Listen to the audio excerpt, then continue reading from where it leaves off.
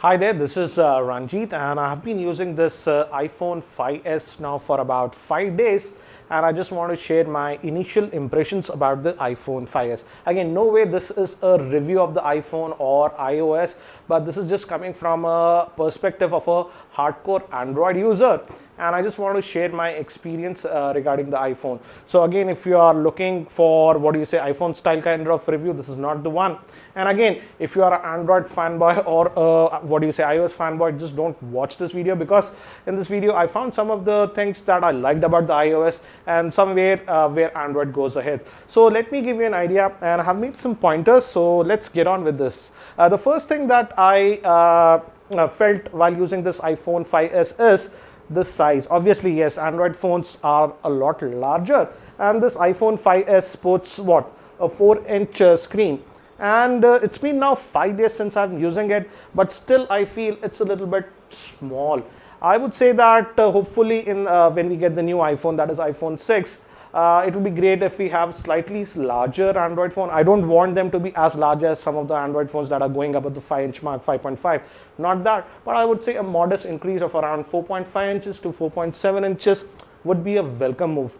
The thing is that I use a lot of web browsing. I do a lot of web browsing on my phones, and for the sites that I use frequently, I need to use the desktop mode, not the mobile mode. And due to the small screen size, I had to pan around a lot, left to right a lot on the iPhone. So a huge, slightly larger screen would be a good thing in my opinion. And the next thing is, I was actually pretty impressed by the privacy features. The iPhone 5s comes with the iOS 7, and one thing I really liked is the amount of privacy and the control that you can have on the apps. It's actually much better than Android. For example, let's say I just installed the YouTube app on this iPhone, and when I installed it and I was running, the YouTube app immediately after I installed asked me, should I give permissions to the microphone? So it's the way Apple controls the kind of permissions that you can give per app is excellent. On Android, when you install a new app, etc., you just agree to all the terms. It's not that selectively, let's say you have one app, you don't want that app to get access to your microphone or something like that, you can't do. And the level of control that and the privacy controls that iOS 7 has, I would say, is a big improvement over Android. And I would like to see something like that on Android. Regarding this, and a lot of people have asked me, for example, if you have been using an Android phone, probably you might be using a Gmail account and all your contacts, etc., might be on that. Actually, it was very easy for me to set up my Gmail account on the iPhone, and also it automatically downloaded all the contacts. So that was very easy. And actually, Google has a full dedicated Gmail app on the iPhone, so you can use that. In fact, all the Google specific apps were available on the iPhone. For example, G+, I also had used the YouTube app and the Gmail app. In fact, even Chromecast works perfectly via the iPhone using the YouTube app. Now coming to the voice assistant, that is Siri. I actually used Siri earlier when, I don't know, recall it, on iOS 6 or something, and I'm an Indian, so I have an Indian accent. It was not that great, but on this iPhone 5s and iOS 7, Siri worked for most of the part. Yes, if I used to dictate long sentences or something like that, it used to goof up, but for small tasks like switch on Bluetooth, switch on Wi-Fi, switch off something, or set a reminder, it worked perfectly. Again, also you can download the Google Now app, and that also actually works perfectly on the iPhone 5s. So we do have Google Now also via the Google Now app on the iPhone. Now coming to the battery life, here I was actually pleasantly surprised. I did not expect great battery life out of the iPhone 5s, because it's actually pretty smaller, and also in terms of the milliamp hour battery size, it's pretty small compared to many of the Android phones. If I recall, it's just around 1500 milliamperes or something on the iPhone, where many of the Android phones are hovering above 2300, 2500 or something like that. But in my day-to-day usage during the past 5 days, I would say the battery life is actually pretty decent. And to compare it with other Android phones, if I would say, it's actually much better than the Nexus 5 and almost as close to the Samsung Galaxy S4. So I was pleasantly surprised with the battery life on the iPhone 5s. Now coming to one thing that I was actually a little bit annoyed is I've been an iPhone user, and I actually use the swipe keyboard a lot on the Android phone. But with iOS, we cannot customize the keyboard, and Apple doesn't have the swipe light functionality. So that was kind of annoying, because it would have been great. Physically, the iPhone is very comfortable to be used in just a single hand, and I would love to have something like swipe, where you can just swipe around and easily type. Again, I hope in the next iterations of iOS, Apple provides some kind of functionality like that. Now coming to another thing that I really liked about the iPhone is this Touch ID, that is the fingerprint scanner. And actually it worked brilliantly. If you just lock the phone, you don't have to enter a passcode or something like that. You just place your finger, for example, you can scan and it unlocks. And actually this worked brilliantly. I would say it worked flawlessly. Only one time it did not work was when my thumb was a little bit wet. But I just wiped it and it started working. Another good thing is that if you have Touch ID on the, for example, on the iPhone 5 it's there, you can also enable it for iTunes, App Store purchases, and you don't have to enter that long password or whatever you have for your App Store. You can just place your thumb and you can do purchases. So the implementation of Touch ID is brilliant on this, and it works beautifully on the iPhone 5s. Now here is one thing I was actually pretty surprised, and some of you will hate me for this. This is regarding the stability. The iPhone 5s, when it got the immediate update, I think so it was the iOS 7.0.6, and I applied that. But the first 2 days I heavily used this iPhone, and during that time actually the iPhone crashed on me. Actually rebooted automatically 2 times, and once I had a crash. I was actually pretty surprised, because I never expected that. But I went to some Apple forums, and there was a thread about it, actually 11 pages long about it. And some of the users are experiencing that. And from what I gathered, many of the users were telling that if you disable the Touch ID, it should not happen. And Apple is kind of aware of this issue. And it's not happening to everybody, so you might not experience it, but it's happening to some of the people. And for me, it happened. Actually, it happened to me when I was in the App Store 2 times. So maybe it's correlated to that, I don't know. But they say that you can disable the Touch ID and it should not happen. And Apple might release a patch. The iOS 7.1 is supposed to come out in the next couple of weeks, and that should address the issue. So I'll let you guys know how was the experience after 7.1 regarding that.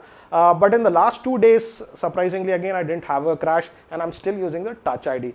So I just want to talk about this slight stability issues. And some of my friends actually have migrated from the iPhone 5 to 5s, and they said that they also experienced 1 or 2 minor reboots here and there.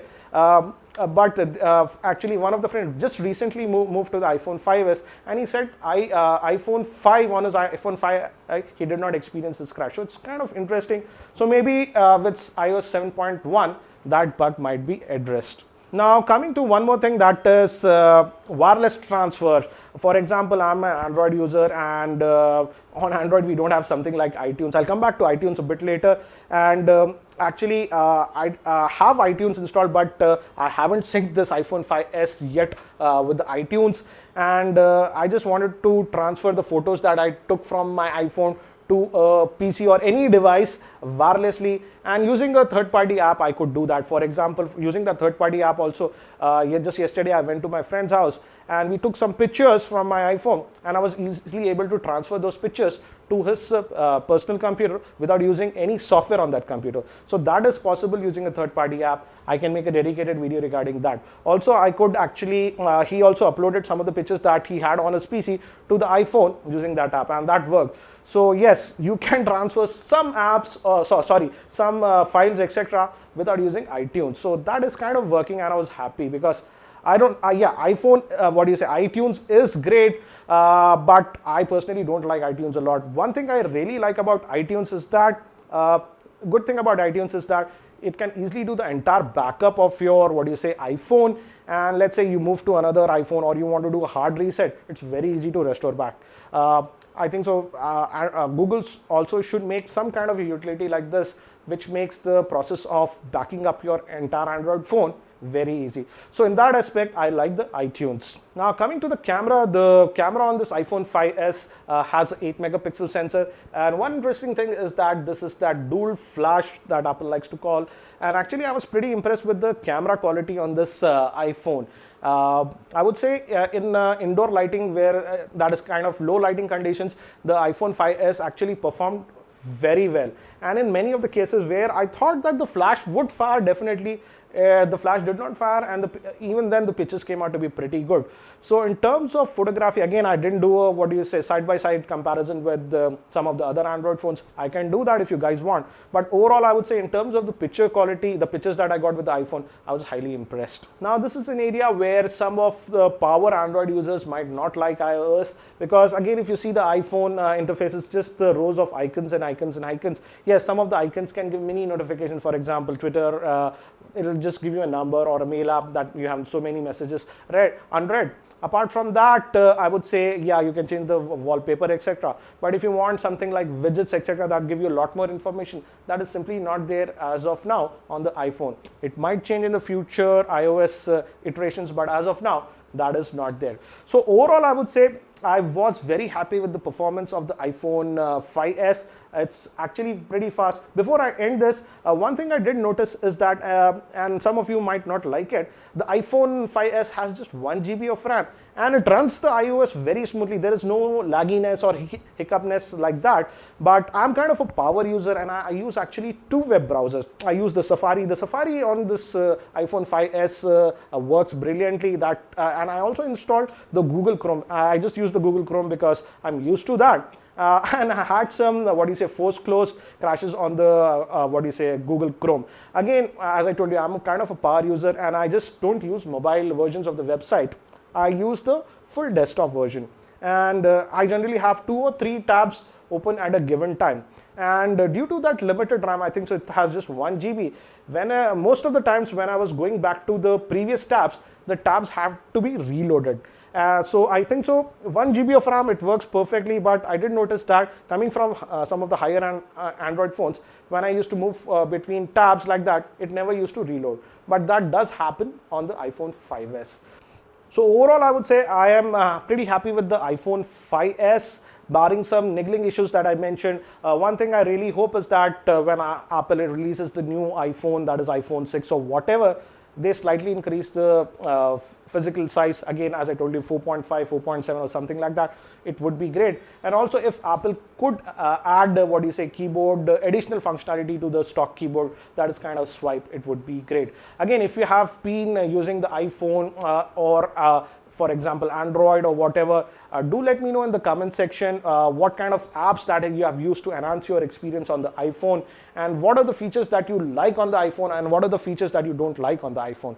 Again, if you guys want, I'll be testing this iPhone 5s again for the next 2 weeks or so, and I can produce a review regarding that if you guys want. So thank you for watching this video. This is Ranjit, and I hope to see you in my next video.